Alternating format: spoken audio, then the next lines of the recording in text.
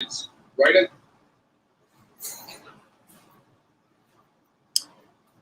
Hey everybody, just need to get everything synchronized here, so hang on really quick. Hey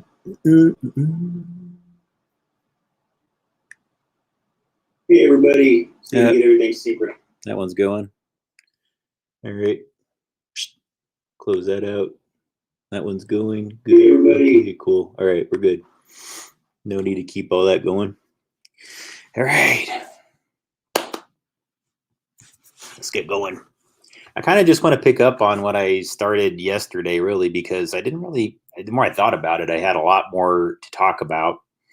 And with that topic, I just, trying to keep these things down to more, whatever you want to call it, easier to accomplish on a nightly basis as much as I can do it.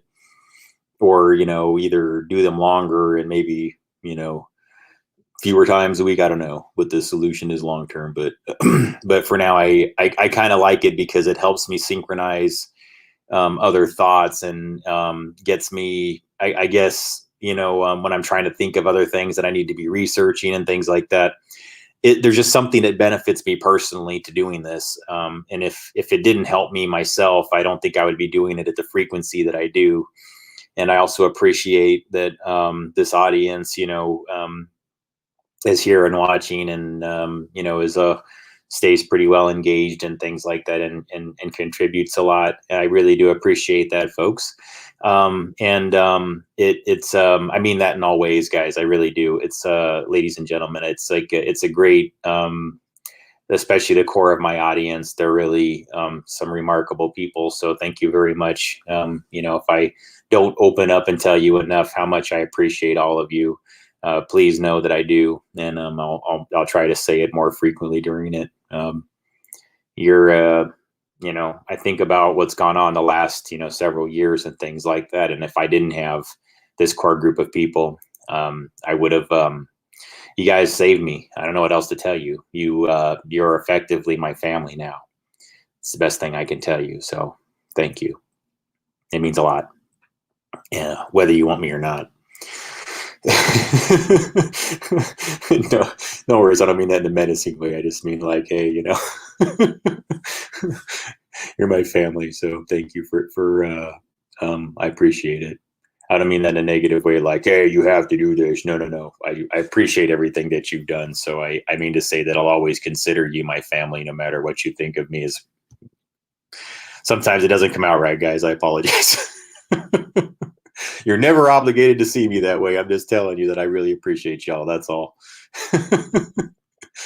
If you want to be like, get the hell out of here, Gabe, I don't like you anymore, that's okay too. I totally understand that. You're welcome to. People, sometimes that happens in these communities, guys. People just be like, I don't know what the hell this person's about. So, if that happens to you, I forgive you if it's for some strange reason.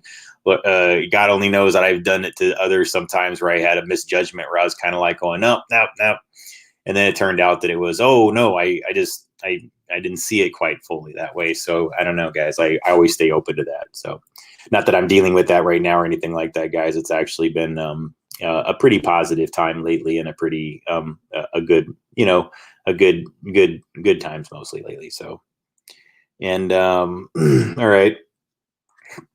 Speaking of the strangeness, though, let's talk about the weirdness going on.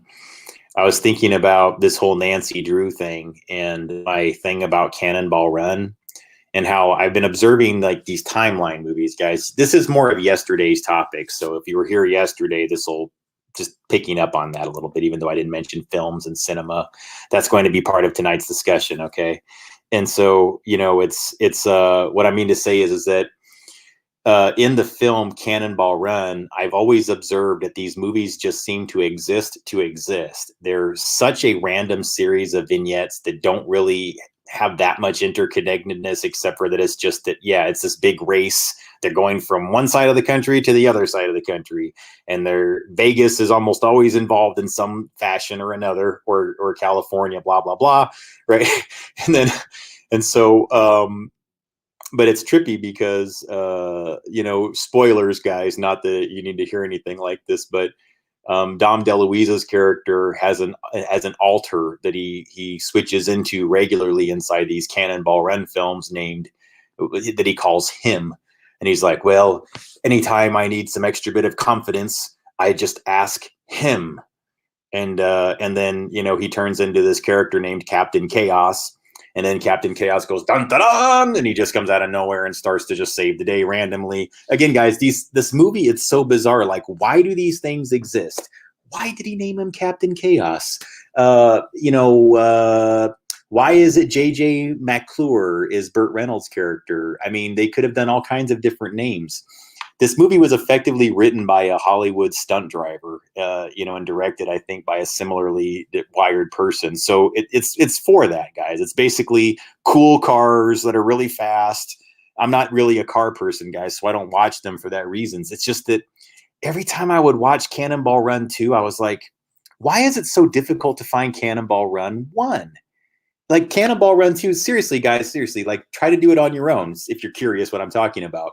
They bury these really significant timeline movies that have all these strange clues in them that make no linear sense. These are strange movies where you're watching them going like, what does that joke mean? I mean, it's funny because I see them laughing and I'm laughing along and everything like that because there's like a physicality to their humor too, yet that's obviously an inside joke that wasn't for anybody else but those guys in the movie.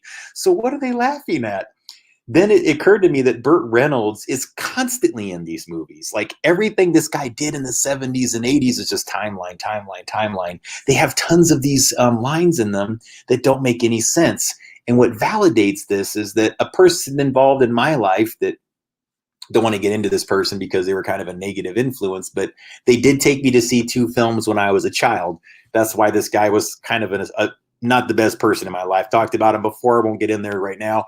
But yeah, he took me and this other kid to see Sharky's Machine. Now, again, guys, hey, Burt Reynolds directed it. It's a good movie, I guess, for action and everything like that. Poorly scored, and the music drowns out everything and everything. But anyways, it has Henry Silva in it. And it's an iconic scene that Henry Silva's in it.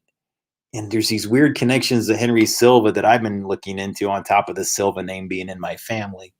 The fact that the person that took me to see this movie is conscious and aware that Silvas are in my family, and that a Silva dies in the movie.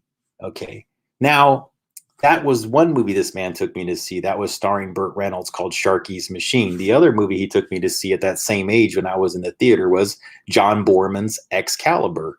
The first film, Gabriel Byrne. Yes, that Gabriel Byrne, Byrne. Gabriel Byrne, that was his first film. Now, in his character, he's the one that, because, he's magnetically drawn to, I guess, the king's woman or something like that, or whatever, right? He winds up basically doing all these horribly damaging, destructive things to his kingdom, blah, blah, blah. And like a moth to a flame, he dies. And so it's like, this man takes me to see a movie where the lead character is killed because he desires a woman, and he's played by Gabriel.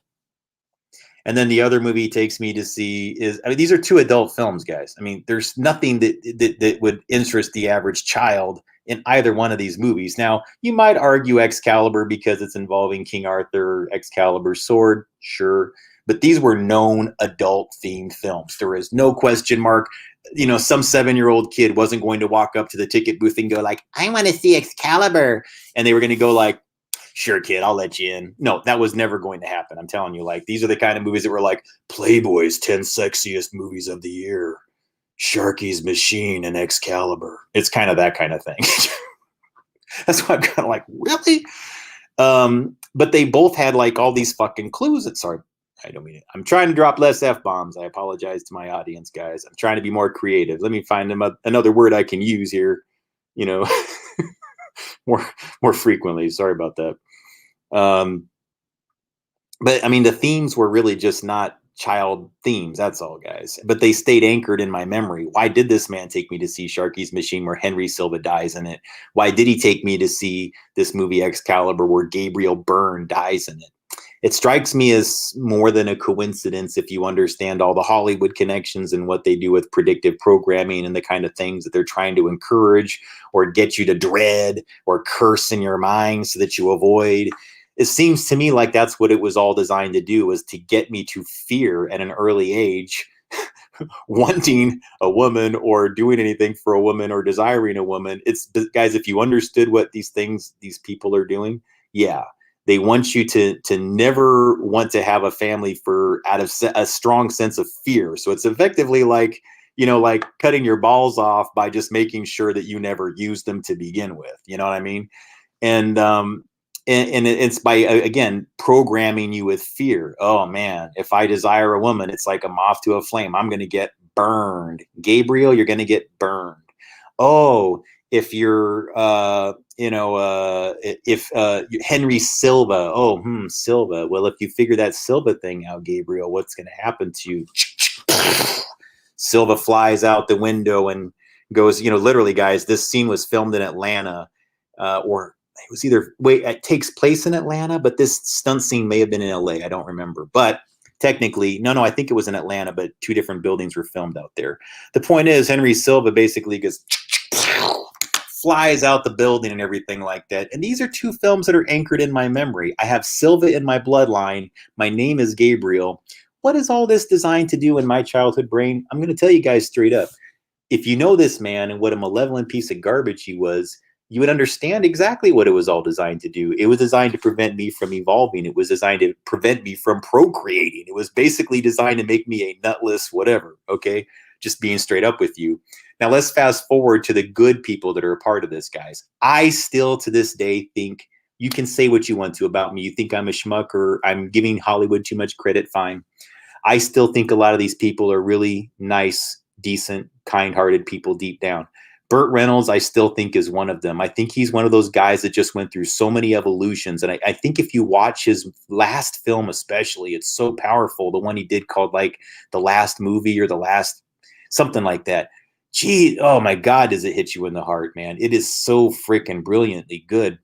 And all of his work, Boogie Nights with P.T. Anderson is such a brilliant movie with a huge heart. That people, I think they always like the surface level things about it, but never give it, well, I think a lot of people give it credit for its heart, but not enough. I mean, yes, it's entertaining and it has that sort of surface level, like, hey, it's about the porn industry thing, but no, deep down, really, it's about, people seeking family who don't, who had something happen within theirs, or they feel rejected, or they had to go someplace else or whatever, and they're lost a little bit, and they find themselves within this particular area of whatever, and they kind of look at each other like, hey, I don't know what's going on with whatever I happened over here, but I could really use somebody to be, my family. And then they all just somehow find a way to make it work within this bizarre industry that they go into. And Burt Reynolds is sort of like the father of them, And that really kind of gave me, like, I think that the first insight into that he's actually doing something kind of benevolent, because I believe that about the director of Boogie Nights, Paul Thomas Anderson.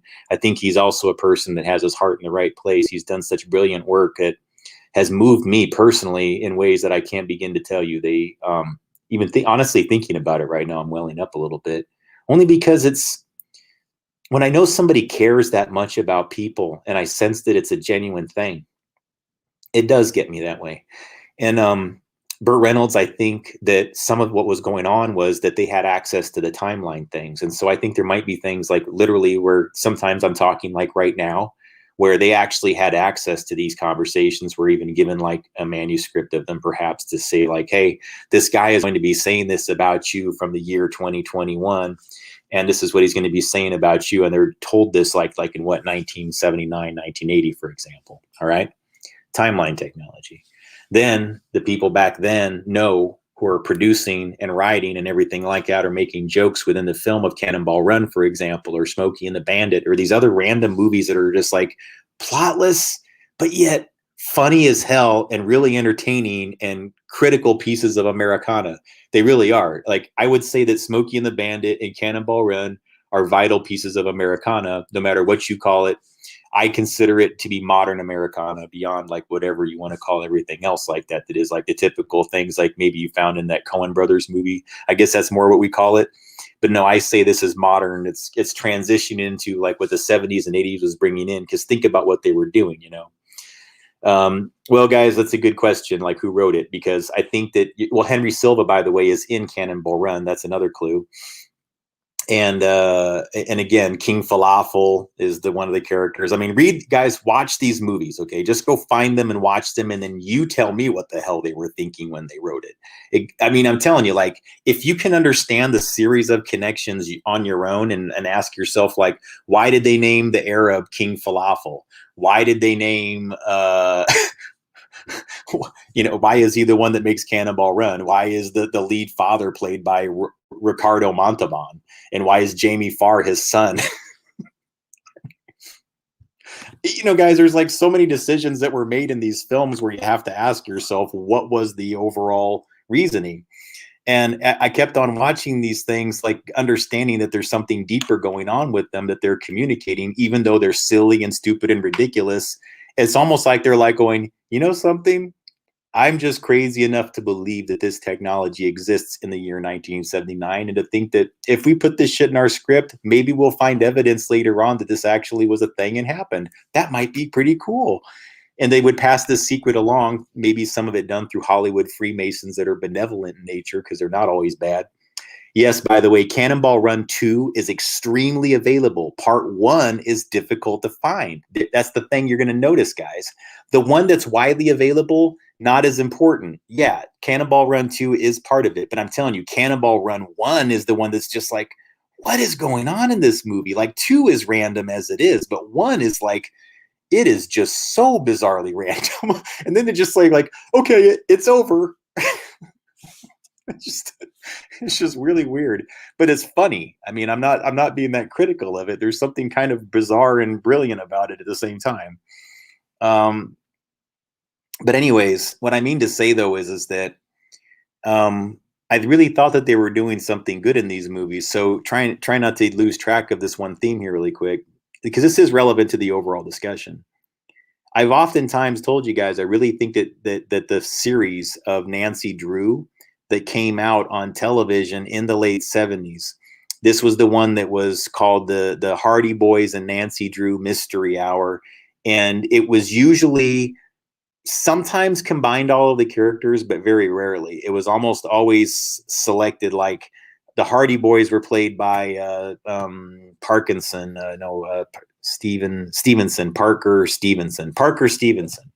And then David Cassidy played the other one. And then, you know, they sang, right? Because David Cassidy was a big teenage heartthrob back then, like, ooh, they all loved him. And so, and then Pamela Sue Martin was Nancy Drew.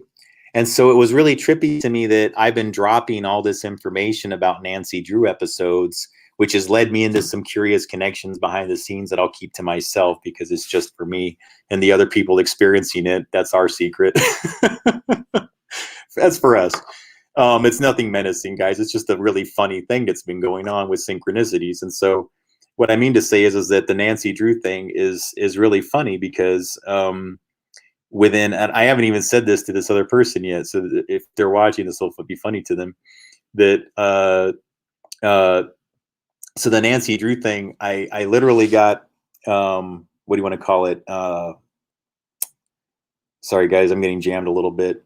This is important too. All right. So when I was doing about 3 months ago, I think, it was about 3 months ago, I was doing a lot of material on the coast, and I was talking about lighthouses. And you'll find material where I was talking about the lighthouse and the mystery of Pirates Cove, and can you solve the mystery of Pirates Cove? And it wasn't that, much of a, like, I was just trying to get some people to like locate me, like kind of thing, like see if they could or if they would kind of thing. And it wasn't really that much. I'll reveal it to you now, guys. I wasn't trying to be menacing with it. I wasn't having negative intentions. I just thought maybe somewhere along the line, somebody would like look up like where the lighthouses were and go like, I know where you are. And they would see like, okay, I can tell by the background there that, you know, like would review the video footage and everything, compare it against things researched on the internet. I was thinking that it might inspire something like that. And I thought that might just be a cool thing for people, right? And I wasn't hiding it in the classic sense where I was. To me, it was just like a fun way to like get people involved with what I was doing. And then once that puzzle like was revealed or whatever, that it would show, and it wasn't even meant to be that huge of a puzzle, guys, that it would just kind of like help along with other aspects of whatever. And then it turned out that it all had this really other strange parallel to it that wound up teaching me something. So, I mean, it's strange how things happen. But no, I don't believe, by the way, personally, that Freemasons are, quote, Illuminati. That's not a thing that I get into. I mean, I'll talk to those types of things, but that's not where I go. But here's the thing, guys. There, within Hollywood, though, there's definitely people that join the Freemasons, I think, and it's because going back, this, in order for this to work, guys, timeline technology, the Masons would have been a natural group for them to hide this. So like Masonic orders near Los Angeles, for example, where Hollywood producers would go, if they're involved with defense projects relative to dropping timeline information, yeah.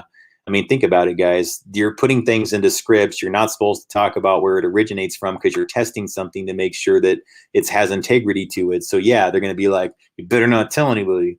That, I guess, guys, I would never join the Masons, but I'm not at all aggressive towards them. I really see the good in most of the things that they've done as an overall society, with the knowledge that the Nazis tended to infiltrate Masonic lodges pretty aggressively since 1945.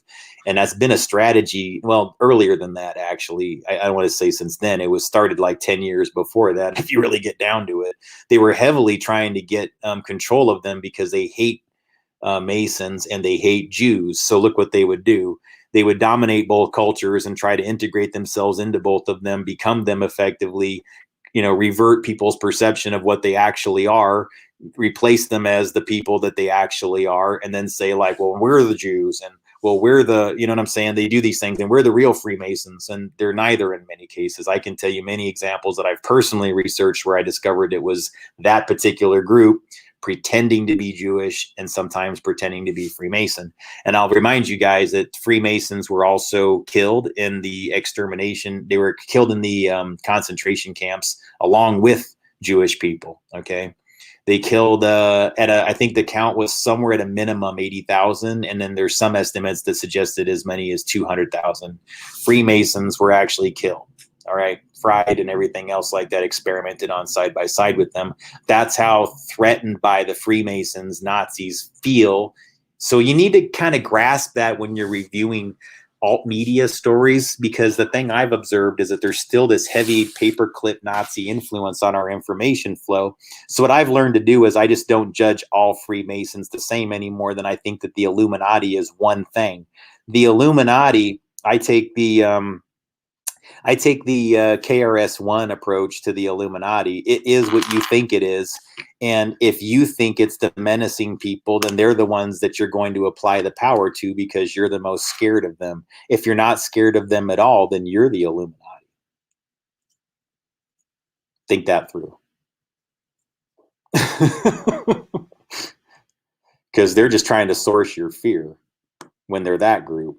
When they're the Gnostics, they're trying to wake you up.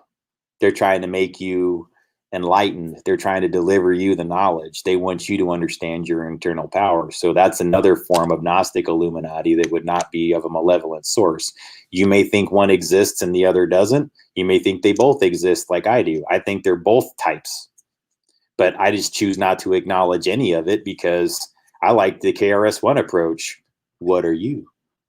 The Illuminati is what the Illuminati is because they know their purpose. This is his quote, not mine. The Illuminati is what the Illuminati is because they know their purpose. So who are you? That's his quote. I'm taking that. Thank you, KRS-One. I didn't take it. I'm just making sure that you know that it's his. I love that because, like he goes, don't let another person define your purpose. These people are who they are because they know their purpose. So who are you? the more you keep doing that, the more you begin to give yourself your power back, and you don't give it to them. You understand, especially I think if you're watching this material, I think you're closest to where honestly you're already figuring it out, or you figured it out, and you're just checking your notes against mine. I think that's what most people come in here to do. I don't think I'm really teaching most people in here anything. I think most people are in here just like we're all just sort of comparing, like, well, what does he think against what I think? And you know what? If you're doing that, then yeah, you're really that's perfect, because that's what I think you should be doing. I'm really not the burning bush when it comes to this information. I'm just a person that studies it a lot, and I try to make it as easy to understand for people as humanly possible, to apply it to your life in as positive a way and as co-creative and a coexistent way as possible that works for you and as works as much for the collective. And especially when guys, energy is like my own energy. Like I started learning things about what I could do with my energy, like when I was on the coast, and it was just like I was like, man, this is not, I have to really understand what I'm doing here now. And as I got closer to going inside the gorge and the weather was changing around me and rainbows were showing up, and I'm going, there's something going on here that I'm starting to figure out. And again, it was really, really, really trippy.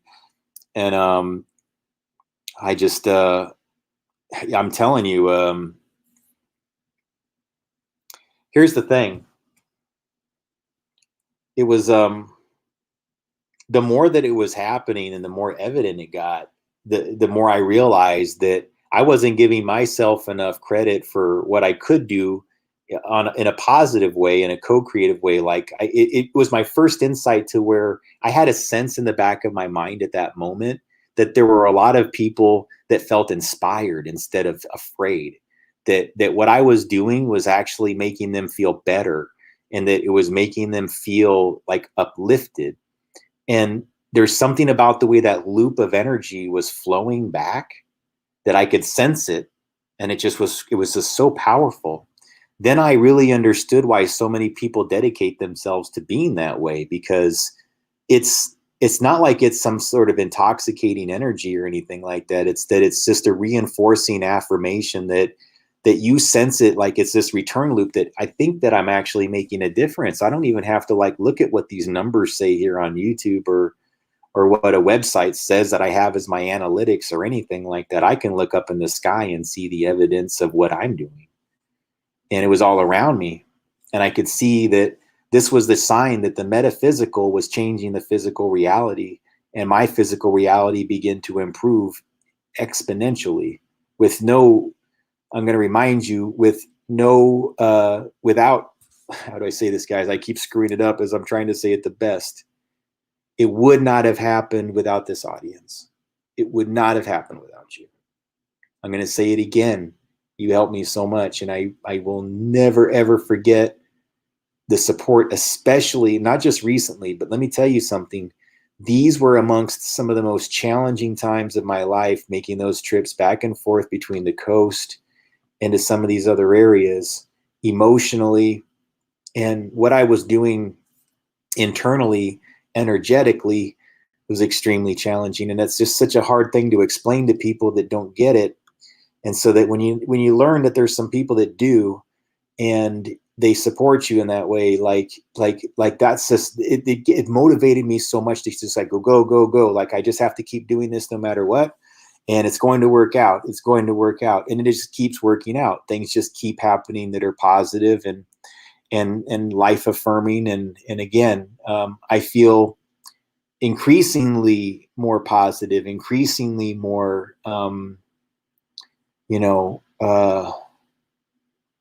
I just don't worry any longer like I did before. It becomes easier for me to wake up in the morning and think that, whatever may happen like temporarily here, it's like it just seems to just clear quickly if there's a stress. And again, guys, that wouldn't happen unless people were always keeping an eye on me and helping. And, I learned now that when I open my heart, I started this years ago, but I've been getting better at it. I just, please, all I ever tell people is like, don't let these like Twitter things like get in your brain encourage you to like hate people or disregard people. There's like so many things that they do to mess with these, like the flicker rate on the images that are placed in there to like trigger you into like thinking negatively. It works on everybody, guys. You can sit here and think that it doesn't, but it does. It works on everybody. It's like I told people, it's like the Adorno's, is that it? Adorno's components of recognition within music. There's just certain patterns that I don't care who you are, it's going to get you. It's going to be that thing that reels you in. And it's like, yeah, tell me you don't like ABBA, but you do. Tell me you don't like the Bee Gees, but you do. Tell me you hate the Grease soundtrack, but I know you don't. And again, it's because they all tap into Adorno's pattern components of recognition. You can sit here and try to reject it all you like, but there's this part of your brain that's just like going, oh, yeah, but I like it.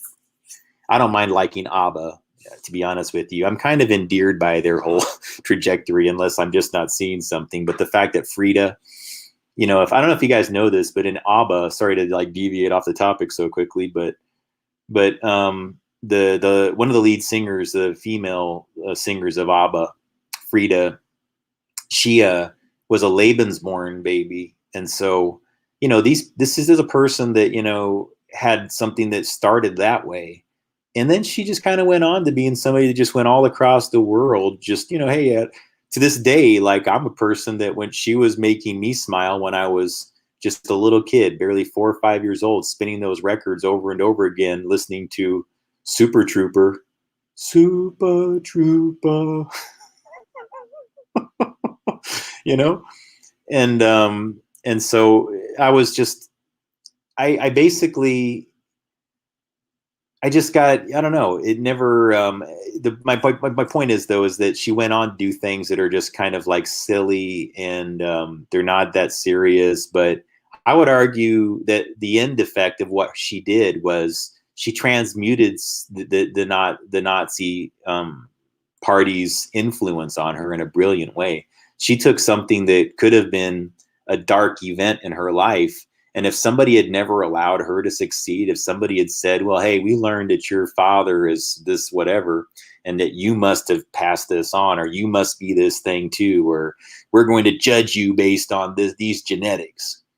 A horrible thing to do to a child, because you're programming that child. You're telling that child what it's capable of. You're telling that child what its limitations are, and you're taking part in programming that child with its limitations.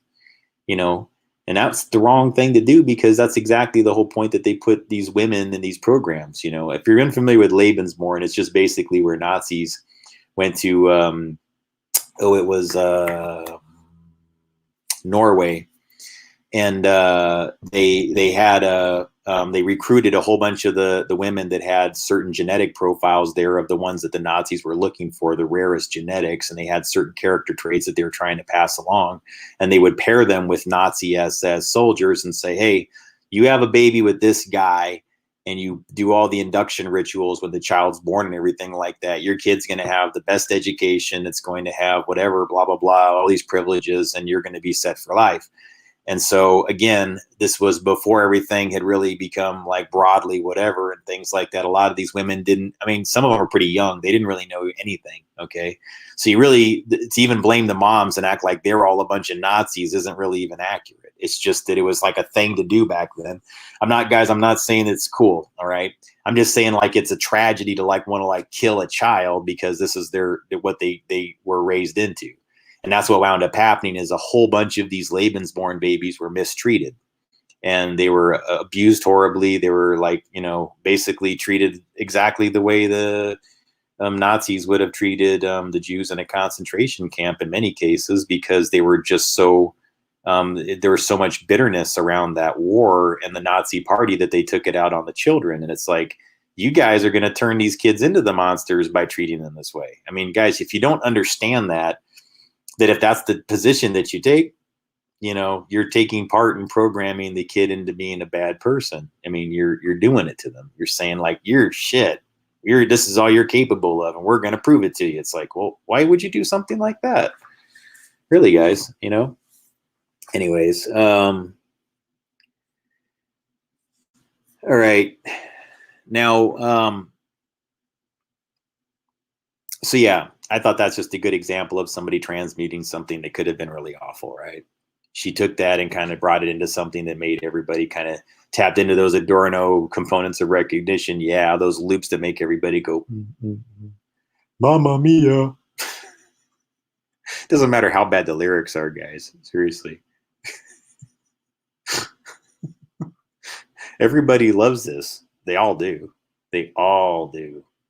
I know everybody's like, they're cringing in the background going, I don't, shut up. Now that song's going to be in my head. Song's going to be in my head. Urgh. Anyways. All right. I can't spend a lot of time online tonight. I'm doing like a ton of presentation material. So, and I'm not even really getting into the core topic yet. So that's kind of a tragedy in and of itself, I suppose. But hey, I'm trying to think of a good way to pick this up though. But yeah, sorry guys. I got all over the map with this one. So let me full circle here. Okay. Cannonball Run. Sorry guys. Because it's all about things that are metaphysical that get brought into physical reality and this sort of loop we're dealing with timeline wise. So if I don't sometimes bring this all back, I guess it doesn't make sense. So what I was learning within Cannonball Run is that Farrah Fawcett's character is named Pamela Martin. And I was like, and her character is so random and it's such a strange addition to the movie. Like, you know, I mean, in all respect, all due respect to her, as if the movie was designed somehow to, you know, just be like, well, that's pretty Farrah Fawcett and not have much else for her to do that was like of relevance, because her lines aren't great compared to the other actors and everything. And she just kind of plays like a, well, I don't know what I'm talking about, even though I'm here to take notes and I'm a reporter. But it's strange. Like she's constantly saying like, I like trees. I really love trees. Lines like that are in the movie constantly. And this is like pre like environmentalism. Not a lot of people are really going there yet, you know? And it's just this constant thing where her character is like going, oh no, I noticed they ran over some trees. I love trees. Pamela Martin is her name's character, you know? And I'm thinking to myself, Pamela Sue Martin played Nancy Drew. Pamela Sue Martin was Nancy Drew. What does it all mean? It seems relevant to me. There's things like that are going on that where these things are kind of crossing over, because the Nancy Drew plot lines, again, are a lot of these sort of non-linear scripts.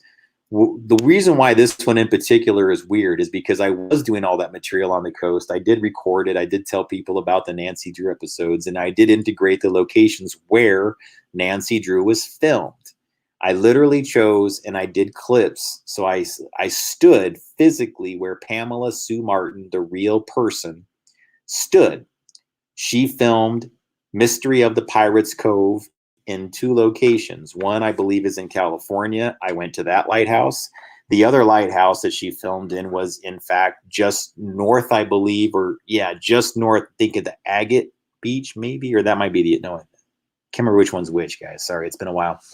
But anyways, I could bring the clips up and show you that they're 2 different ones here and that I filmed them both. But the point is that I did both locations and I, you know, filmed in front of them and everything like that. But not always. Some of the lighthouses I filmed in had nothing to do with the Mystery of Pirates Cove, but 2 of them did. One was, in fact, north of Newport, Oregon. How can you find this out? If you're ever wanting to know the secrets to this, it's very easy. You simply go to IMDb, and more often than not, you just scroll down. And as you're looking through all the details of the film, it'll tell you like how many minutes it is, what studio did it, what film it was done in. It'll also have a little entry there that says film locations. You click on that, and then in some cases, depending on how many users have like contributed, you could have a vast database on some of these filming locations that's really significant. Other times they barely have anything in there, if at all. So it really just depends on the movies. Some of them I've noticed, though, are extremely detailed. They give you addresses that are so specific. It's like, it's bizarre. there's so many super fans out there that like retrace the footsteps of all these different films and everything like that. That is just trippy, right? So, anyways, I thought that was really bizarre, though. So there's the whole Nancy Drew connection. Pamela Sue Martin plays Nancy Drew. She's the one that was the actress in those things. And then this whole thing about Cannonball Run being Farrah Fawcett. There's more to that, actually. Farrah Fawcett was in a relationship with Ryan O'Neal for a long time, and he was in the film Barry Lyndon, directed by Stanley Kubrick. And I know he's relevant to this too, just because he's done a lot of the films that were with the special camera technology, as much as I want to say. But yeah. And that's connected to some of the other directors that I know did timeline things, like Michael Ritchie, his films, like The Golden Child is a timeline film. Some of the other ones that he did too, I'm trying to think of other Michael Ritchie films off the top of my head. But anyways, I don't want to talk excessively about Hollywood, except one more thing, guys. And again, so there's that synchronicity that that I had going on. Again, I don't expect that to be terribly relevant to everybody, but I have two different audiences here, guys. So I apologize if this is more of a limited hangout one that I'm talking about. All right. So, but if you understand my material overall, you've been watching it for a while, it'll make more sense to you. And if you've been personally close to it, you'll really know why it's funny. And that it's actually kind of a humorous thing. So there's nothing menacing about this at all or anything like that. It's pretty nice. Most of it is actually, but all right. So there's that. Then Strange Brew. All right. If you're familiar, Strange Brew is a film that was the McKenzie brothers. They were on SCTV, played by Rick Moranis and Dave Thomas. Take off, you hoser. Yeah. Hey, back off, eh? Hey, I want a beer, eh? Yeah, I don't know what you're talking about. Take off, eh? I don't know what you mean, eh? So I don't know if you remember those guys, but that's who they are. And so Strange Brew was this film that coincidentally I saw in the birthday party when I was in the TAG program. So that was the Talented and Gifted program at Wellington Elementary School near Seattle, Washington, in a town called Woodinville. And that was like an accelerated learning program. Those of you who watch are probably familiar. Many of the people, because I'm a magnet for GATE, for former GATE program kids. Yeah, guys, like it seems like all the ones that are about my age that were in GATE or TAG, it's like this audience seems to be almost like a 30% contingency of those people on any given night. It's really funny. There just seems to be a thing, even if my title has nothing to do with GATE or TAG, they all just go right towards me. So it's really weird. Cool, because welcome, because I remember the TAG program being full of a lot of cool people with a lot of interesting minds. You know, that's the thing. That's why they were in there. It's like they could just do things that the average brain couldn't do. And they were all like uber smart, 10 times smarter than me. That I do remember. I felt dumb compared to most of the kids in that class, but you could do a lot of things that, like with computers and other things like that. So, you know, everybody was in there for different reasons. I think they had different kinds of smarts. So, so Strange Brew is really bizarre because the plot line of that, again, keeping in mind, I saw 3 films at this kid's birthday party. This is what I remember distinctly. Isn't this weird? I was 8 years old when I went to this, and I remember his name.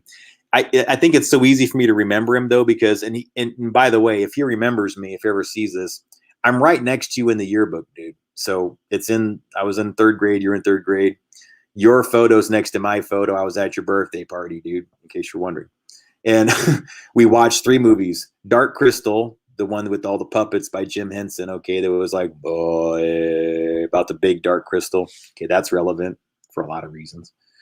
And then that whole plot line has things that are relevant, guys. Watch that for lots of clues. I mean, a lot of Henson's work. Whoa.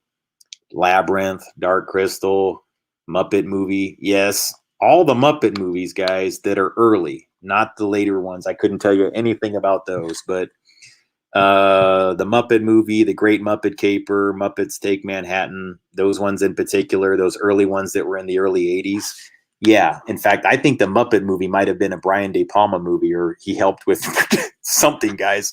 It has such a De Palma feel to it. The way that the filters that are used, the actors that are used, there's just something about the way that it was filmed that felt so De Palma. Um, I get that. I think it's probably Frank Oz or Henson himself that's on the credits, but I don't know. It's hard to know. But Strange Brew, sorry. So I saw Strange Brew, Dark Crystal, and then another one that was called Hardware Wars and Other Film Farces that basically had parody satires of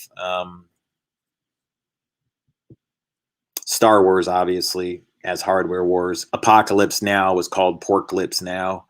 And then there was one called Bambi versus Godzilla. That's just Bambi being stomped on by Godzilla. And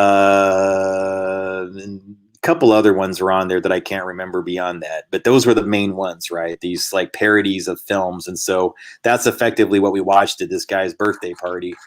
But what made this weird to me is that I seem to notice there's something strange going on with all of the tag and the gate program kids now that we're adults. Like they were all kind of simultaneously figuring something out. You know, those of us who were unaware about what might have been going on outside of what we thought was going on. And it's almost like there's like this kind of like, you know, effort to either like some parties, I think, want us to actually find one another and figure something out. I think there might be something going on like that, you guys, where maybe some of us are going to like turn into some sort of like, I don't know, working group of like, you know, people that should have been in some programs if we wanted to be, but were never offered the opportunity to help. And, you know, if that may interest some people, it may not, I don't know. But I think that there's a lot of people in those programs, if I remember correctly, that had significant ability, and they were like varying types, guys. Like some were like seriously social, but they didn't have the same like, you know, math skills as the other ones, but they had these other skills that were just like really like, I don't know. Again, they were like really brilliant and kind of like sparkling personalities, I guess you could say. But sometimes maybe they didn't have like their math wasn't that great, and then the person that had like could do like high school level math and they were like 8 or 9 years old, they were the ones that were sometimes more introverted and shy, you know. But none of these people were dumb. You see what I'm saying? Like you wouldn't compare one of these persons to the next and necessarily and say one's dumber than the other. It's that they just had different skills, you know, and you know, that was relevant. It's super trippy. And so I've always learned, I think, based on my experience in that classroom, to appreciate all different types of intelligence and how they manifest, you know. And I think that for me personally, like I really needed people, even though I was in that classroom of allegedly accelerated learners, I needed somebody actually to sort of help me reach my full potential to be a person that could accelerate my learning. Otherwise, like they had to like accommodate my symbolic thinking. Like I'm not a linear thinker. It's like when asking me to read a lot of books and study something and then report back really messes with me and I freeze. And learning in that type of environment for me, I get very, very, it stifles me, you know. But when I'm in a sort of like open, exploratory, I feel like I can do things and try different things. And he's like, well, maybe I should try this, and maybe I should plug this into this. And I don't know, it shouldn't work, but maybe it'll work. I don't know. I know that sounds stupid, but maybe it'll work. Guys, when I said that in my research independently, that's always when I found something that was incredible and like magical and led to something else. Then I just had to spend like a year going, or two, so like longer, guys, going like, how the hell did I do that? You know what I'm saying? Like I did something, then I'm like, okay, let's walk that back a little bit. How did I do that? How did I do that? Okay, I took the signal generator, I plugged it into this. I just put my hand on this pad. Why did I do that? How did I feel that? I don't know. I don't know. But see that I've been allowed to basically do that. And so I know, guys, it hasn't been easy, but you know, it's been because everybody's been so cool with me and understanding me, I think, within whoever's been on the sidelines. And you know, guys, it's been this huge group effort that I feel I need to thank you over and over again, that you all have been putting me through. And some of you especially, you know, I don't want you to feel I just don't like violate anybody's privacy, but I'm just wanting you all to know that what you've done for me means a lot to me, and I'm never going to forget any of it. It's and the affirmations to say that, like something that I said made a difference in your life. I think that's what makes the biggest difference to me. It's like why that, like when I come back here, that it, like I keep doing it, it means a lot. And I get sometimes reluctant to have the one-to-one conversations with people because sometimes I do regret it, but lately I haven't been regretting it. The conversations that I've had lately, especially the one I had today, are just affirmations. They're beautiful affirmations. And so all the ones that, you're just, thank you. That's all I can tell you. I don't forget it. I just don't. And it's something that I always keep in the back of my heart, and I always try to remember to, whenever I can do something in a more meaningful way for people, I do. And so I'll do everything I can energetically for those people that have helped me as much as they can and everything like that. I'll always do that to the best of my ability, and anything I can do beyond that in the future, which I do believe is going to be manifesting and possible, I'm going to. And that's something that you can count on. I never forget people that help me. As much as it seems like sometimes my head's in the clouds. Okay. I get that way sometimes. I understand, folks, and I'm sorry if I can be that way, or if I seem neglectful sometimes. I really don't mean to be. I just sometimes I do think about a lot of things, and sometimes to my regret, other people isn't always the first thing in my head, and I try to be better at it. I think it's because I don't want to get deep into why, guys. It's not out of selfishness. I think sometimes I had to tune a lot of people out so that I could get done what I needed to get done. And I learned to just keep tuning out, like to treat it all as noise. And so people really have to like get through a lot of barriers to get my attention sometimes, to say like, I really do need to talk to you about something important that I think is relevant to you. So what does it take, man? Do I got to jump up and down? Do I, and I go like, I'm sorry. Okay. I get it. I understand. And so, yeah, I appreciate everything, and I really do. And so I say that with a lot of like, I'll just do my best to tell people more individually, but thank you for keeping everything going and the lights on and everything else like that.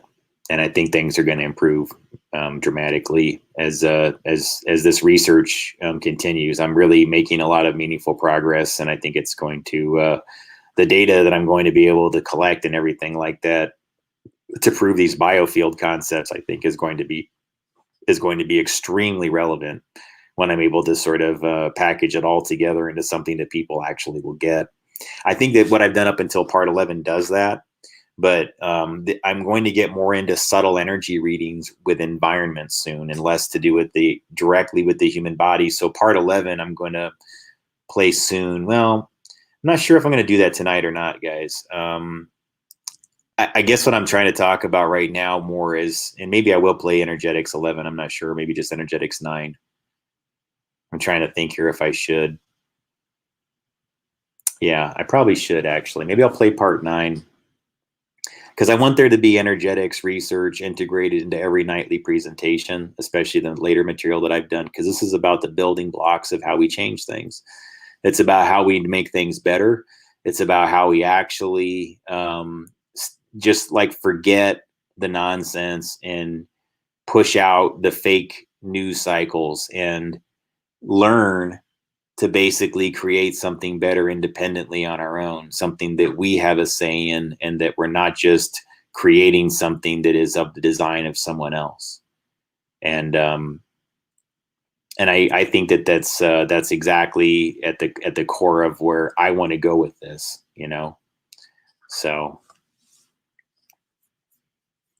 on that point, what we're going to do is play part 9. And this is basically all about a report. Well, this is called Brainwaves and Extremely Low Frequency, the Earth Grid, Mobile Phone Safety, and Bob Beck. So this is effectively just an acknowledgement that some people who have concerns relative to brainwave and modern technology, I basically, once I studied more of the research, I said, you know something, not everybody who thinks this is crazy. And so I wanted to give people, this is a collective set of research to say, hey, here you go. And,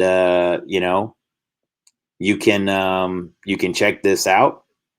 And you can kind of like weigh it against your particular belief system involving human energy and see if this jives with you. But this is from military documentation, the Gateway Report, and then I contrast that against Bob Beck, Robert Beck, whatever your preferred nomenclature for him is. All of his extremely low frequency brainwave research relative to people who are like faith healers and people that are like, yes, some are occult practitioners. He would measure their frequencies too. Yes, he was doing it like me. I'm not an occultist. I just like look at everything from a distance, like his energy, and I measure it as such. And so if a person does something energetically, I don't care one way or another what they practice. I accept that there's people that are Catholic priests that witness possessions that are demonic in nature that are real, as much as I recognize that sometimes a shaman that's channeling something is doing something real too, because the brain is manufacturing it. It's not about like whether or not it's a good versus evil thing. It's that the human brain as a collective can manifest it into reality. So I get why some people are like, don't believe in that. Okay, you're right. You shouldn't believe in it because then it won't ever manifest. Then the evil won't show up. But just all I ever do is say, like, that's what it is.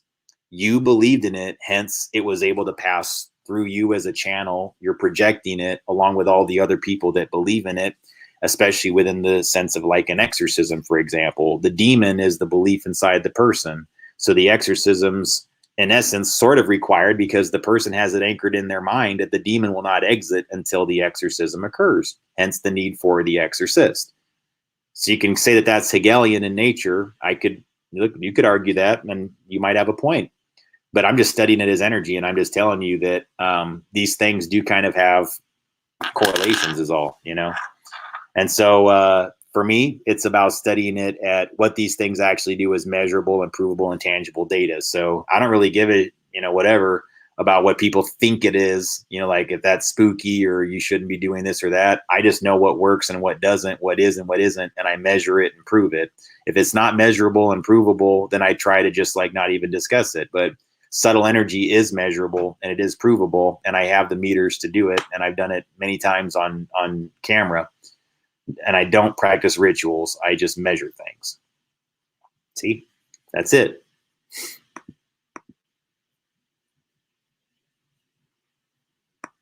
Part 9, folks. The energetics topic. I want to talk about, hang on for the audio. And basically what was known dating back to 70s, 80s within our own government, military, what kind of research had been done, how it's been expanded since then, and what kind of studies have been ongoing about the effects of different technologies on our brain frequency, on our brain waves, our ELF, extremely low frequency, what sometimes people call their alpha state, their ability to meditate at the 8 to 12 hertz range. And so I put this picture here and showing, brain waves and longitudinal waveforms, because a lot of times people see something like this with a head and all the matrix grid and all this talk about a gateway experience, and they associate it with new age type nonsense like I would have. And what I'd like to tell you is that I pulled this straight from a U.S. Army report called Analysis and Assessment of the Gateway Process, dated from 1983. And it goes into great detail. I've quoted this in my last article on Energetics 8. So I want to build upon this a little bit to kind of demonstrate to you that, yes, that does look a little bit sci-fi and new age and that type of thing, but there's a real, concept involving how we interact with one another, how we perceive reality, how there's no solid matter, things of that nature, and that, we're vibrational frequency beings, as it were. So a lot of this some of this language that's co-opted by things that I think that I personally find a little bit off-putting, like New Age things. I've found science that basically, I would say, validates a lot of the things that are contained in that. And that's why I want to provide more information to sort of say, like, look, you don't have to be within that group or adopt their value system or hang with that to understand these concepts. You really can just reference some of this documentation, which I'm going to leave all in stills at the end of this presentation so you can freeze frame a copy on your own. Getting to that, I'm going to quote from the Gateway Experience report here. I already did before, but I think it's important before I start the discussion as far as what studies were done involving cellular phone technology or wireless phone technology. This is a study that I'm going to quote later on involving GSM. It's an older technology, but it's still relevant to the way electromagnetic frequency, the proximity of a handset to the human skull can affect your ELF brainwaves. So I wanted to talk about the actual numbers here first.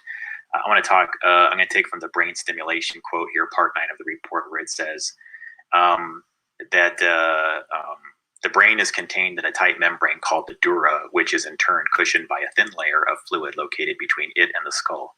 As the coherent resonance produced by the human heart in a state of profound relaxation reaches the fluid layer surrounding the brain, it sets up a rhythmic pattern in which the brain moves up and down approximately 0.005 to 0.010 millimeters in a continuous pattern. The self-reinforcing character of resonant behavior accounts for the body's ability to sustain this movement despite the minimal level of energy involved. In this way, the entire body, based on its own micromotion, functions as a tuned vibrational system which transfers energy in a range of between 6.8 and 7.5 hertz into the Earth's ionospheric cavity, which itself resonates at about 7.75 hertz. So this is getting into the concepts involving the Schumann resonance, as many people are familiar with. I've quoted that documentation many times in my material. You can go back through a lot of my previous bioenergetics research to look into that. But I wanted to move on to the next part of this that discusses more about frequencies in general. Because a lot of times you'll hear people say that we're resonant, we're beings of frequency, or we're resonant beings of frequency and things of that nature, and it seems a little bit hokey and New Age, which honestly, in as far as terminology goes, it does come off that way, but there's a certain degree of accuracy that you have to lend to it, really, when you're thinking this through. Basically just discussing how, that you're at 70 degrees Fahrenheit, an atom oscillates at the rate of 10 to 15 hertz. An entire molecule composed of a number of atoms bound together in a single energy field vibrates in the range of 10 to the 9 hertz. A live human cell vibrates at approximately 10 to the third power hertz. The point to be made is that the entire human being, brain, consciousness, and all is like the universe which surrounds him, nothing more or less than an extraordinarily complex system of energy fields. Okay. So that when you go back then and look at that illustration, it doesn't really seem to be that New Age, does it? It seems to be quite accurate when you look at this. The left hemisphere consciousness grid acts like the mind's computer software to reduce input from the right hemisphere to verbal symbols and concepts. And when you really study this and try to visualize it, and I added, by the way, the color to this. This was only black and white. I added the waveforms from some of the research that I was doing. So that's why I'm integrating in this presentation here. And it says consciousness energy grid. So what I would challenge you to do, I guess, is to try to visualize these waveforms, longitudinal waveforms, and various spirals and coils, and try to visualize those types of things as you think through your own brain processes, that you have frequencies that are emanating, that are able to be received and are sent out, your influence upon others, what you do with your energy to others. The right hemisphere consciousness grid reduces 3-dimension holographic image to 2-dimensional go, no go. Sorry, that's been omitted. That was in the original documentation. I guess the copy was bad. But the point is that a lot of these times these things are sounded like when they say that we kind of live in a matrix grid, or people try to hypothesize these things. Well, yes and no. Really, if you think about it, we're still vibrational energy. We're still energetics of some sort, right? We're still this energy mass of some sort that's interacting with other masses of energy, whatever you want to call that, whatever you perceive that to be, right? Whatever your belief system is. I think it all fits. So getting into that, like, what are the things that are out there right now that can impact everybody on as a whole on their physiological brain processes? And this is where you have to lend a little bit of credibility to people's concerns about cellular phone technology in general. I'm not even going to pretend that I can pronounce these people's names here, so I'll just leave this up here. I apologize, but the name of this study is called Mobile Phone Emission Modulates Interhemispheric Functional Coupling of EEG Alpha Rhythms. This is a brief slide. I'll just read it really quick. It says, we tested the working hypothesis that electromagnetic fields from mobile phones, EMFs, affect interhemispheric synchronization of cerebral rhythms, an important physiological feature of information transfer into the brain. 10 subjects underwent two electroencephalographs, EEG recordings, separated by 1 week following a crossover double-blind paradigm in which they were exposed to a mobile phone signal, Global System for Mobile Communications, GSM. That's a older iteration of existing technology, cell phone technology. The mobile phone was held on the left side of the subject head by a modified helmet and oriented in the normal position for use over the ear. The microphone was oriented towards the corner of the mouth, and the antenna was near the head in the periotemporal area. In addition, we positioned another similar phone, but without battery, on the right side of the helmet to balance the weight and to prevent the subject localizing the site of GSM stimulation and consequently lateralizing attention. I think that that's to suggest that they're trying to make sure that the brain doesn't just perceive the weight of the device in its assessment of your brain waves, or like the blocking potentially of an external source. So I think what they were doing was placing a dummy phone on one side that did nothing and an active phone on the other side that did something. So I think I might have mischaracterized that when I discussed it in other presentations, so I apologize. Moving on to this. In one session, the exposure was real, GSM, while in the other, it was sham. So again, the dummy handset on one, the real one on the other. Both sessions lasted 45 minutes. Functional interhemispheric connectivity was modeled using the analysis of EEG electroencephalograph spectral coherence between frontal, central, parietal electrode pairs. Individual EEG rhythms of interest were delta, about 2 to 4 hertz, theta, about 4 to 6 hertz, alpha, 1, about 6 to 8 hertz, alpha 2, about 8 to 10 hertz, and alpha 3, about 10 to 12 hertz. Results showed that compared to sham stimulation, GSM stimulation modulated the interhemispheric frontal and temporal coherence at alpha 2 and alpha 3 bands. The present results suggest that prolonged mobile phone emission affects not only cortical activity, but also the spread of neural synchronization conveyed by interhemispheric function coupling of EEG rhythms. Now let's go back to this visual. You can kind of see once you start to contextualize that and think about what they're discussing here about the hemisphering of your brain. And then you realize that our own government, within our own research, the things that we were acknowledging internally was that we are, sort of a vibrational frequency, beings, that this is a key element of how we process thoughts and how we interact with one another and how we perceive reality. I think you have to lend some credibility to people's concerns about technology. It would be foolish to do otherwise. And so that was something that was dated from the 80s. So a lot of people don't realize that this research continued on, and they were really trying to master it. A lot of this research moved on to like places that are typically, I guess you could say, assigned or blamed to it, which is like Stanford Research Institute. They're commonly quoted in paranormal, psi phenomenon. But really, a lot of the staff from Stanford Research was, I guess, taken over, or rather, maybe, I don't know if they transferred, or I'm not sure what the story is, but a lot of them moved over to a lab that was a subsidiary of Science Applications International Corporation. I think eventually folded into the corporation as such.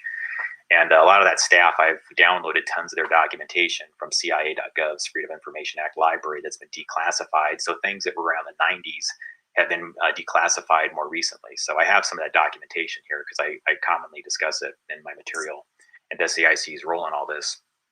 And they did one called, you can download from that, and I'll put all the document numbers inside the description here. It's called Significant Preliminary AMP Experimental Results of the Science Applications International Corporation. So this just quoting really briefly to show you what they did. As part of the activity's external R&D contract, SAIC has been conducting basic research into the nature of anomalous mental phenomena, AMP. During fiscal year 1993, so again, this is the 90s, mid-90s, 3 significant experimental results were obtained. Although the data is still undergoing evaluation, preliminary analysis indicate that the results are considered to be a breakthrough nature in anomalous mental phenomena research. These results could significantly enhance our capability to perform our mission. Entropy experiment. Previous research by SAIC under the contract had identified a physical variable from communications theory that could be applied to anomalous cognition AC research to identify meaningful differences among target types and explain why all targets are not equally sensed by AC capabilities. The variable, called entropy, may be defined as a measure of the information inherent in a target. Laboratory experimental activities demonstrated a significant degree of correlation between AC success and dynamic changes in the target's entropy. This is the first time in the history of AC investigations that a physical variable has been correlated with any AC anomalous cognition activity. The potential value added of this experimental result to the Stargate program is twofold. Those not familiar, Stargate is pretty much always the big program that's associated with really the weirder psi phenomena. So taking a quick break from that, back into it. First, it should now be possible to pre-assess the information content of a given target so that taskings may be chosen which should have the highest potential for successful data acquisition. This should improve the overall quality of data gathered by AC. Secondly, if the information content of a target is known, then the difference in data acquisition from that target should be directly related to the skill of a viewer. It should therefore be possible to develop an objective method of assessing AC skills using these experimental results. Alpha desynchronization. It is an established neurological fact that a brain in idle generates alpha waves at approximately 10 hertz, and that these waves diminish significantly whenever the brain's idle state is interrupted by an external stimuli. EEG and electroencephalograph experiments conducted by Science Applications International Corporation seems to have demonstrated for the first time in AC research that reception of an AC signal by the brain does in fact interrupt the alpha rhythm in the same manner as would any other external signal. This is called event-related desynchronization, ERD. The potential value added of this experimental result is the potential use of ERD to improve AC functioning, analogous to the method in which biofeedback can be used to train a person to alter his physiological responses. This experiment demonstrated that changes in the electrical properties of one person's skin could be affected according to the intent of an isolated operator and indicates that AMP can be used to remotely influence biological systems. Really consider what that amounts to and think about what that really translates to when you're reading through this report. And I'm going to create stills of all this and put it at the end of my presentation here so you can read it on your own. But remember, we were studying how to interrupt that process, how to master that process. They talked about their mission. You know, this was a big deal, and it was all part of Project Stargate. You can look that up. Nearly everything that's related to remote viewing, psi phenomenon, telekinesis, anything paranormal that we officially acknowledged anywhere is going to be related to that. So now that you've seen a cell phone study that basically, you know, getting back to that, talks about how that particular GSM phone study demonstrated there is a little bit of interruption at the alpha 2 and alpha 3 states. So that's between 8 to 10 hertz on alpha 2, 10 to 12 hertz on alpha 3. Think this through a little bit. We're having to go back to the material a little bit and remember that we've already acknowledged that we basically operate as vibrational frequencies and that this is the core element of that vibrational frequency is within that range. So yes, when they talk about their mission, this is the ultimate weapon. So to validate that, let's get into some research that pre-existed the governments and things, and was more related to Robert Beck, Bob Beck, I guess he goes by sometimes. There's a report out there called ELF, Magnetic Fields and EEG Entrainment. I'm not going to read the entire thing here, but I will include as many slides that I have from it for your own review.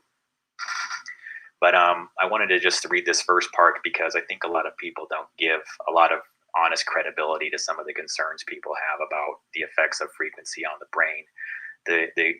What are the overall impacts of all this contribution of various frequencies into our environment? Are we studying it effectively?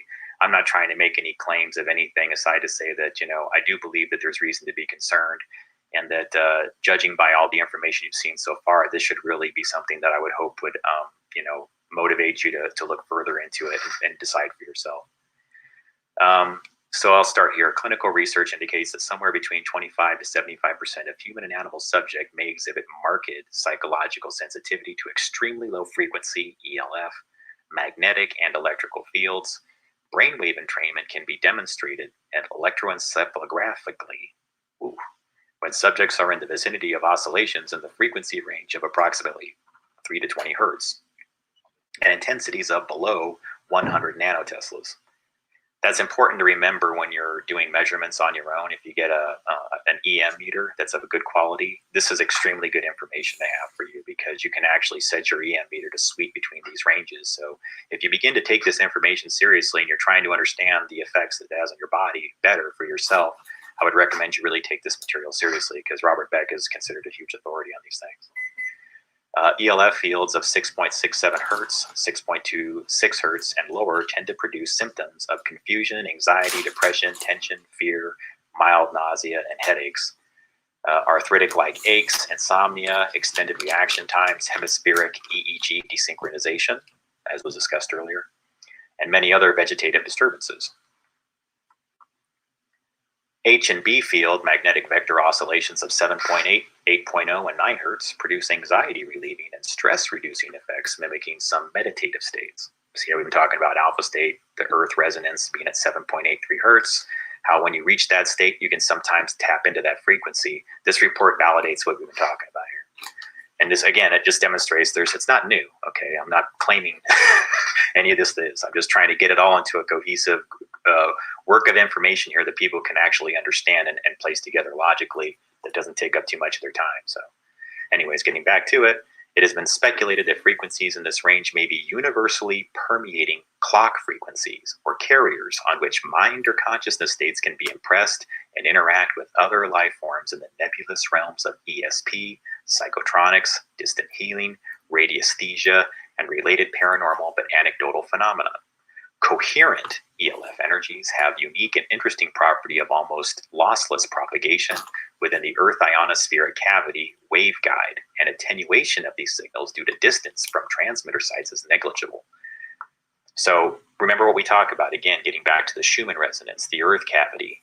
What are you really doing when you're practicing astral travel, when you're experiencing telepathic communication, when you might be actually communicating with somebody who's passed on, those types of things?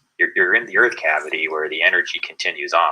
Really think this through a little bit. These things should no longer be considered esoteric or hard to believe. We should really be at a point where the science is there to place it all together into something cohesive, that you shouldn't roll your eyes when you see these things or hear about them. The established physics of radio propagation therefore suggests that vast geographical areas can be readily manipulated by transmissions of EM energy within the Earth ionosphere cavity waveguide. The accidental discovery in 1938 of the Luxembourg effect, by which a transmitter of relatively low power fed to an antenna array producing a circularly polarized signal, can piggyback to any pre-existing RF energy source and produce disturbances of the ionosphere at any frequency desired, which then modulates all other energies within that waveguide, is fully described in literature 40 years ago, but probably forgotten or overlooked by today's technologists. Very true. And I don't know if you heard about this, but there's been reports that I can't remember if it was like a Cold War thing, where there was like an ELF wave that was transmitted from some high power, like huge antenna grid.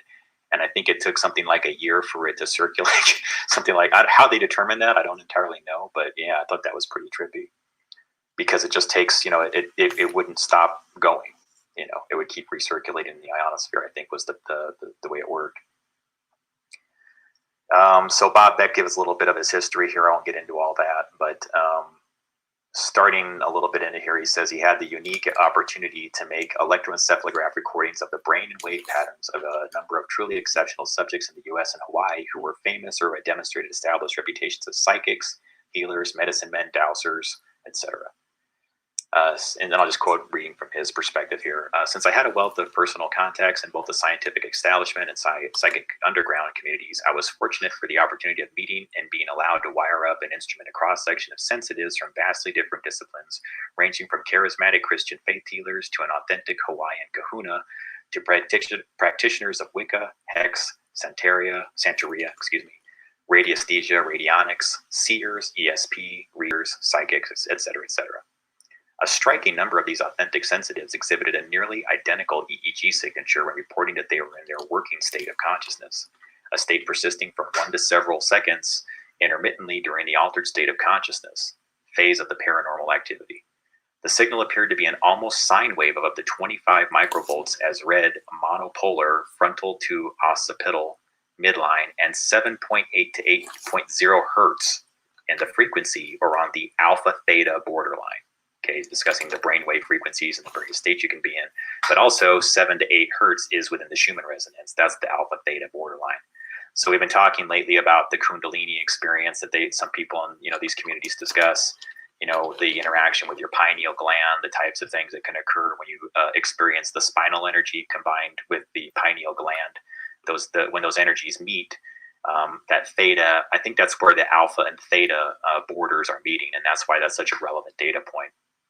And why things that merge these two energies, or whether it's a ritual practice or meditation or whatever, or energy work, that when a person achieves this state, I think that's what they're doing. They're just taking these signals, and it's just like it's just amplifying at a magnitude of whatever. Kind of getting back to the Army document.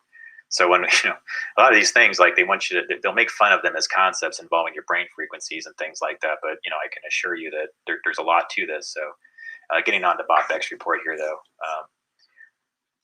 The serendipitous discovery was unexpected in that although the subjects were practicing opposing disciplines and coming from totally disparate teachings and viewpoints, and would barely acknowledge the existence or authenticity of practitioners outside of their belief system, they all appeared to be, quote, marching to the sound of the same cosmic drummer, unquote, when in an altered state of consciousness. So meaning, even though they come from different backgrounds and are practicing different things, you notice that as far as the raw measurements, they all seem to be doing the same thing when they practiced whatever their quote unquote magic was, or whatever made them a mystic, or whatever gave their practice a little bit more of a paranormal element to it.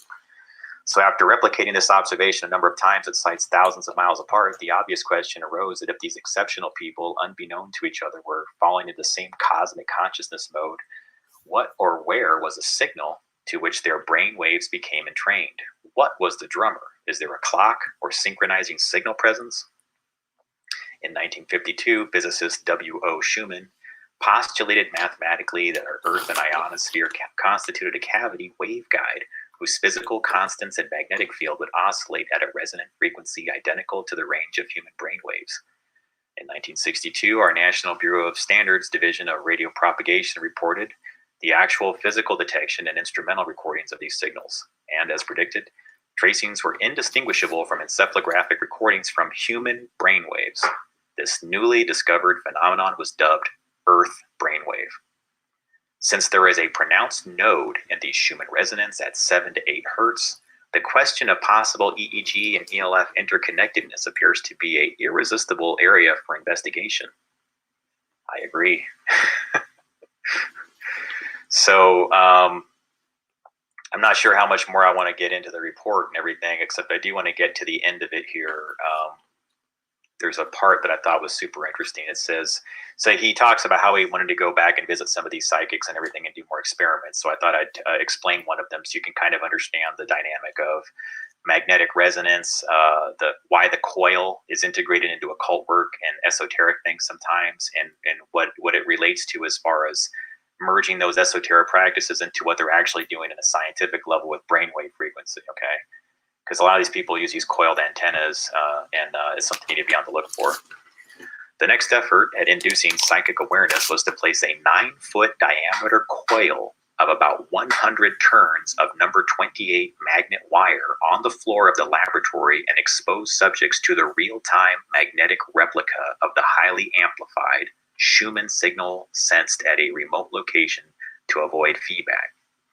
Results with individuals and groups experiencing this magic circle were dramatically successful. The third-generation investigations were extended to determine if subjects' brainwaves could be influenced by artificially generated magnetic oscillations of sine waves of low intensity and at specific frequencies within the range occurring naturally. Some subjects exhibited absolute brainwave entrainment over the range of approximately 6 to 14 hertz and at a signal strength of approximately 100 nanoteslas. Onset of phase frequency lock on average from 1 second to 4 seconds from the time of switching on the artificial ELF generator and would sometimes last for the duration of the stimulus, usually 10-second episodes. Pretty interesting.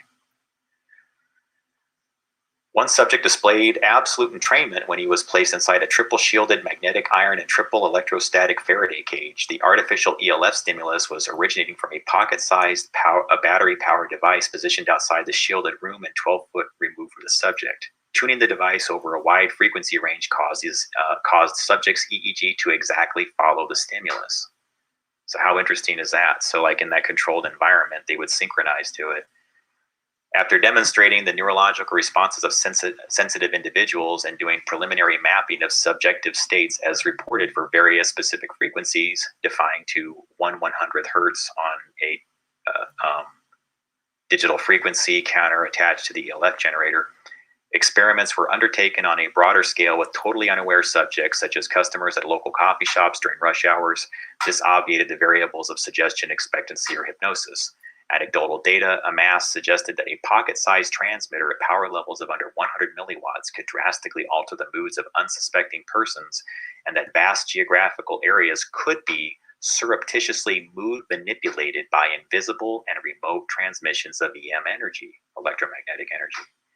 Tests were rapidly abandoned after dramatic proof Tests were rapidly abandoned after dramatic proof because of ethical considerations, meaning they obviously knew that they couldn't go around turning these little transmitters on and making people lose their minds. So they rightfully stopped doing that. It is well known that naturally occurring Earth ionospheric magnetic oscillations will vary slightly in frequency. Monthly, full versus new moon, and indefinite cycles related to sunspot activity. This may well explain observable full moon craziness, since both theory and laboratory tests prove that magnetic H-wave shielding is impossible at these psychoactive frequencies. Even with the highly sophisticated multiple iron or mu metal shielding, it can be speculated that ELF signals can be a powerful potential weapon with global capabilities in physiological warfare. The wavelength of an 8 hertz signal is 22,159 miles. I feel that tests should be undertaken with a number of remote ELF sensors that can be made directional in order to establish by triangulation the sources of these recently detected man-made disturbances. So he's just providing some recommendations in this report, and you can read through the rest of it if you like. I think that that's most of the relevant material that I wanted to cover in Bob Beck's report. So I'm going to add slides to the end of this report here for everybody, but just to kind of summarize everything, I think what you should do is basically kind of go through this information a little bit. And again, I'm going to, in the exact order that I went, I'm going to put it all on slides at the end of this presentation, just for your consideration as an objective observer, as a person who may, happen upon this information and say like, what are you talking about with this cell phone nonsense? Or maybe you're just a person from whatever, I don't know. But I feel like this should bridge the gap of information between maybe people who are, legitimately, intuitive, can channel, are psychics, things of that nature. It should validate what they're discussing. It should validate both their ability and also why it's important for certain groups to have studied how to interrupt that, and why people who have psi ability could potentially be singled out or manipulated specifically because they have these abilities. You see, if they can be discredited or placed in a program where they're not allowed, out of a certain informational loop, they can just be used indefinitely to experiment on this exact method. And if a person has enormous psi ability, you can understand why they would be just the best research topic for a person outside of their awareness. A lot of times they don't ask for permission to do this. And so that's one of the reasons why I wanted people to both really take this information in so that you can sort of like really evaluate why certain people that you may have thought are, might have been a little bit psychic or something along that lines. You may want to listen to them if they tell you that they've experienced some other things that might have involved people disrupting their privacy or getting into their lives, manipulating their perceptions and things of that nature, because it's very important, I think, a lot of times for them just to get, well, I'm not going to say it's important, but it's obviously like they're always looking for a person who's not aware of what's going on. So you see what I'm saying as far as a blind test? And there's too much information out there now that can draw correlations to both the psi phenomenon, what's going on with cell phone technology, how it desynchronizes the brain at times or can interfere with the hemisphering of the brain. We have reports from our own Army dating back from 1983 that demonstrates that they believe that the gateway experience, the hemisync, the hemisphering of our brains is a legitimate thing, that we are vibrational frequencies, and that we have this core frequency that this operates at, that some of these technologies have demonstrated disrupt. The reports are there. You can see the numbers yourself. If these are correlations that I shouldn't draw, that's fine. I'm just telling you that as a person that was in the wireless industry for a long time, once I saw this grouping of information all put together, this is what I personally find compelling, and that's why I'd like to share it with you today in my energetics research. Thank you very much for listening and watching. I appreciate your time.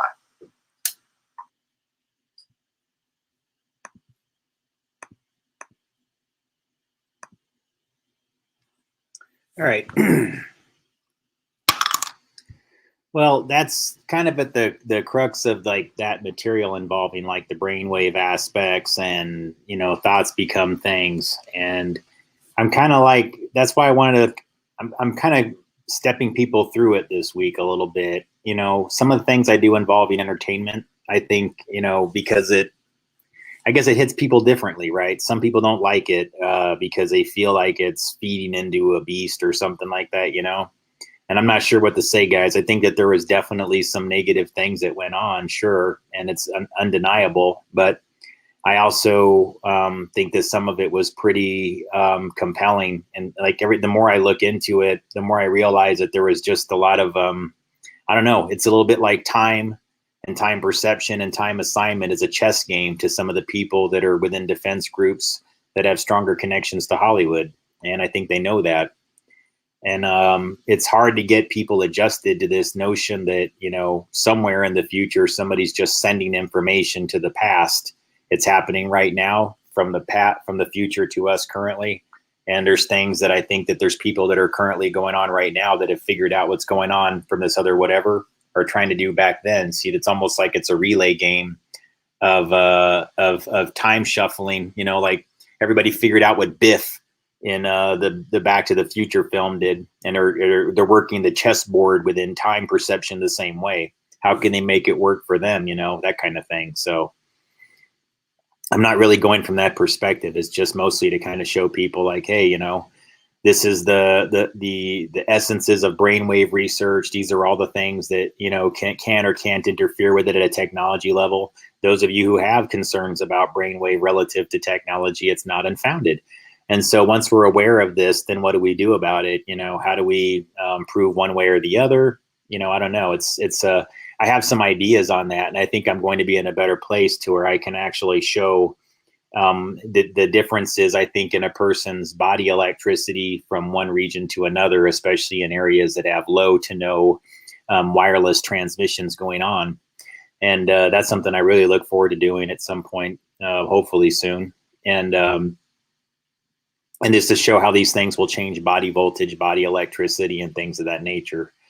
And because all of those things that play in heavily to how when you think of something and you transmit that thought outbound, how it affects and then finds and binds to other things out in the aether in the biofield, and that we all structure this together to form what it is that we're experiencing as our shared reality, that we all get to add something into it. It's bioplasma as it's emitted from your body has your thoughts, your thought form entities associated with them.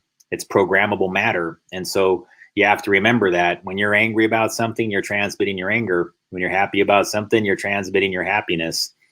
And, you know, what is it? What kind of energy do you want to put out in the world? And what do you want to achieve with your energy?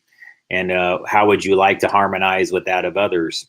And this is why, again, guys, you know, the longer I've been understanding this, the more I've been trying to just basically maintain my individual sovereignty to the best that I know how, and also understand that I'm not in this alone, that I have energy that does affect others, just like theirs affects mine, and that it is a handshake agreement, I guess you could say, to some degree of respecting one another's sovereignty within these energy fields, to where I don't feel like just because I can, that I would dominate it somehow, right, with energy, any more than like being stronger or something like that in one realm would make it to where you feel like you got to pound on things. I say, you know, saying don't do it within bioenergetics either, guys. We have to learn how to, like, manage the energies and use it responsibly, or balance it responsibly, more apt, not use it, just balance it responsibly. So that's my final thought on that, everybody. I appreciate you joining. Tomorrow I'm going to pick up on this with a little bit more of the energetics research and bridge into part 11. Have a good night.